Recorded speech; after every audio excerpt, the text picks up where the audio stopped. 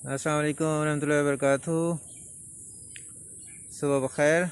आज की सुबह की सैर के साथ आपको बताना चाहता हूँ कि आज दो बड़े अहम प्रोग्राम आई फोकस टीवी पे नशर होंगे। एक फुरकान अहमद साहब ऑस्ट्रेलिया के साथ, जो बड़ा ही खूबसूरत जिनकी आवाज़ है, उनसे हम नज़में भी सुनेंगे और उनकी लाइफ स्टोरी भी सुनेंगे, क्योंकि आपको पता है कि वो बसारत से महरूम हैं, लेकिन उन्होंने बड़ी कामयाब ज़िंदगी गुजारी है।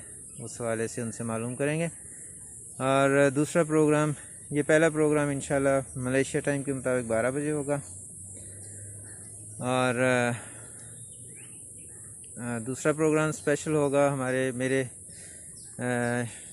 शायरी के लिहाज से उस्ताद मुकर्रम मसूद असाद साहब, जो कुवैत से हैं, उनके साथ हम करेंगे।